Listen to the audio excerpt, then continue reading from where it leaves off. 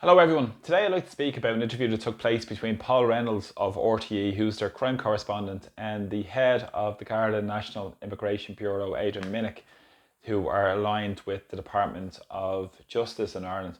Now, they spoke about the immigration issue in Ireland, and they specifically spoke about a number of issues of that, the immigration chaos in our society, such as the issue around unvetted migrants, the issue around human trafficking, economic migrants, and a number of other issues. And it was littered with complete contradictions from start to finish. Because, first of all, I want to hone in on a number of issues of this. And one of those issues would be the issue of unvetted migrants. Minnick said there was no such thing as an unvetted migrant. And he said this is a trope or a misnomer that's been put out there by various people in Irish society. Now, he said that people that come into Ireland claiming international protection are fingerprinted and then identified. What essentially happens is that if you're coming in and claiming international protection, if you've claimed or crossed under a border illegally or come from a third country and claimed asylum somewhere else, that's what's checked.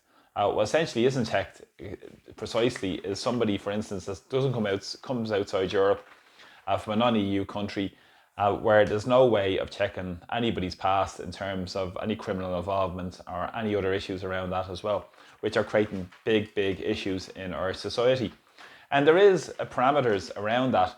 And one of those issues would be for people to check, and the Department of Justice themselves were subject to a Freedom of Information request on this, and they've actually come out and said that it's only checked as a last resort by law enforcement agencies.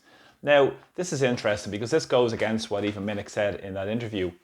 Another issue with this I have is around the issue he said of most people that come to Ireland are claiming a better life, and the issue is it's for economic reasons, which again flies in the face of the whole people, for instance, claiming international protection, because I've spoken many times about the issues of economic migrants coming to Ireland and people benefiting from that, such as the big employers. Ireland's a low-wage economy, and it's about driving down workers' pay and conditions, and that's a big issue. And who benefits from that?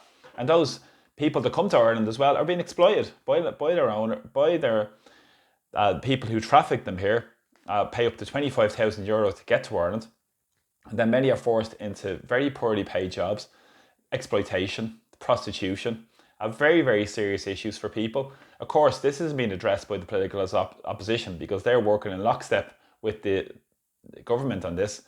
They haven't spoke out about these issues, the issues of human trafficking, the issues of criminality. And even yesterday, the Minnick made reference to the criminal gangs that were operating in Ireland. Gangs from Romania, gangs from Albania, gangs from China, who work on the basis of exploitation, a lot of nefarious, underhanded dealings going on in our society as well, which is adding to the issues that we already face, such as the huge issues of inequality, the issues of lack of resources, lack of services in our communities, while the rich and wealthier get wealthier off the backs of this crisis that benefits the very rich, pushing their labour market. And he spoke about the pull factors, the issues around the labour market, which I just mentioned, the issues around the welfare systems, and all these other issues going on.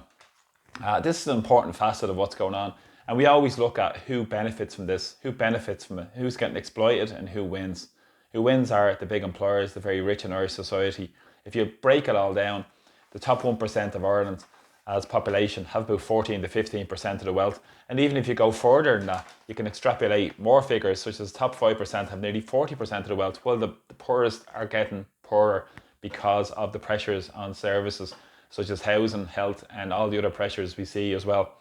Which is forcing more people into emigration, which are creating huge problems going forward in Irish society.